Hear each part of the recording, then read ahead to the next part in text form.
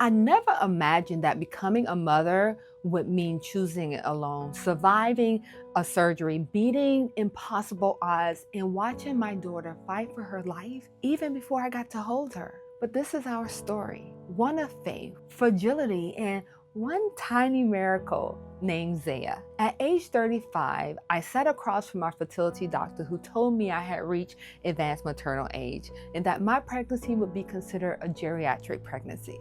I was in a committed relationship, but I wasn't married and I wasn't ready to have kids. So I followed her advice and I froze my eggs with the plan of trying for a baby by age 40. But life had other plans. That relationship did not work out. And at age 39, I found myself considering something I had once been unsure about, becoming a solo parent by choice. I went back to my fertility specialist, ready to move forward, but during that visit, I found out that my uterus was covered in fibroids. So before I could try to conceive, I had to have a surgery, a myomectomy. 11 fibroids were removed. Then came the long 6 months of healing process. And while I waited, I moved forward with creating embryos. In the end, I had 9 healthy, vibrant embryos.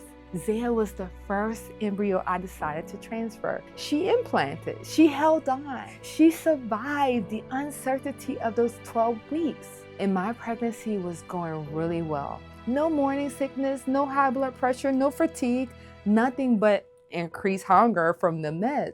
Until suddenly, everything changed. At 22 weeks, 2 days, I went into preterm labor. When they checked me, I was already 8 centimeters dilated. Then my water broke. The doctors told me I would deliver within 24 hours and they gave my baby a 5% chance of survival. But then, a miracle. My cervix started to close again. Zayah did not come until 23 weeks, 6 days.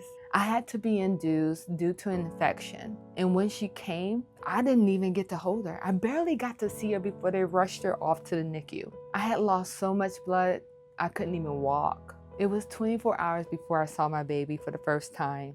Back at 18 weeks pregnant, a white spot was seen on one of my ultrasounds that led to further testing and a diagnosis of the George syndrome.